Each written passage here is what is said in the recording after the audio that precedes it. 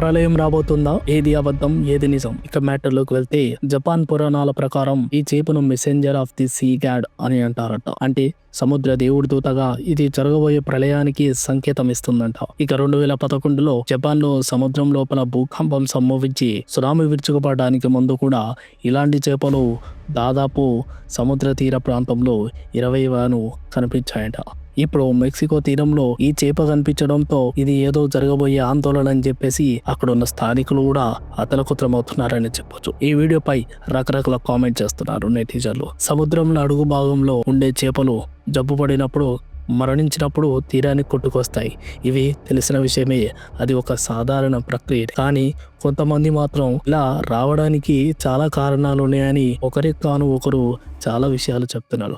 మరి ఇందులో ఏది అబద్ధం, ఏది నిజం ఇప్పుడు మాట్లాడుకుందాం. గతంలో చూసుకుంటే గనక జపాన్లో కూడా ఇలాంటి సునాములు వచ్చినప్పుడు, భూకంపాలు వచ్చినప్పుడు కూడా సముద్ర తీర భాగంలో ఇలాంటి చేపలు మాత్రమే కనపడ్డాయి. ఇప్పుడు మీరు చూస్తున్న చేప దాదాపు 5 నుంచి 6 అడుగులు మాత్రమే ఉంటుంది.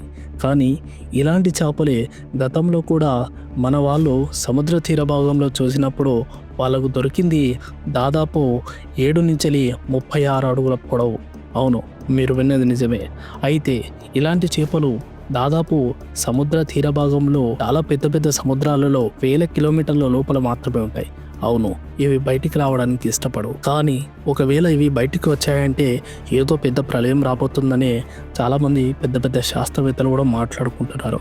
మరి ఇందులో ఎంతవరకు అబద్ధం ఉంది, ఎంతవరకు నిజం ఉంది? అయితే ఈ చేప ఈ సముద్ర భాగంలో కనబడగానే వీడియో తీసిన నెటిజన్లు సోషల్ మీడియాలో పెట్టగానే ఇప్పుడు ఇది చాలా వైరల్ అవుతుంది. అయితే ఇదే క్రమంలో మనకు సముద్ర తీర భాగంలో ఒక యాంగులర్ ఫిష్ అనేది కూడా కనబడడం జరిగింది. ఈ వీడియో కూడా ఇప్పుడు సోషల్ మీడియాలో చాలా వైరల్ అవుతుంది. ఇలా జరుగుతున్న క్రమంలోనే మరొక ఘటన ఏర్పడింది. ఒక బీచ్లో దాదాపు 100కు పైగా తాబేళ్లు ఒడ్డుకు రావడం మీరు ఇక్కడ చూడొచ్చు.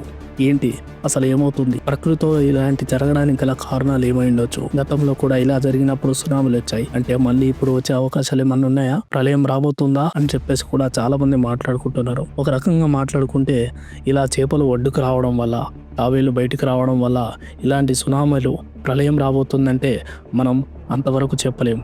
కానీ గతంలో ఇలా జరిగినప్పుడు మాత్రం కొన్ని సునామీలు, ప్రళయాలు వచ్చాయి. కాబట్టి ఇప్పుడు కూడా రావచ్చు అని చెప్పేసి కొంతమంది పరిశోధన చేసి చెప్తున్నాను. కానీ ఏది ఏమైనప్పటికీ ప్రకృతితో మనం ఎప్పుడూ చెలగాటమాడకూడదు. ఒకవేళ ప్రకృతితో చెలగాటమాడినప్పుడైతే అది మనకు తెలియకుండా మనల్ని అంతం చేసే అవకాశాలు అయితే చాలా ఉన్నాయి. అవును, మీరు విన్నది నిజమే. కానీ ఇక్కడ ఏది ఏమైనా ఇలాంటి చిన్న చిన్న విషయాలకి భయపడడం కూడా ఒక చిన్న అబద్ధమనే చెప్పొచ్చు. అవును, భయపడడానికి ఇక్కడ ఏమీ లేదు. కేవలం సాధారణ వ్యవధిలోనే ఆ చేపలు తీరాలో కొట్టుకు రావడం జరిగింది. ఇదే విషయంపై మన దగ్గర ఉన్న శాస్త్రవేత్తలు కూడా రకరకాల పరిశోధన చేస్తున్నారు.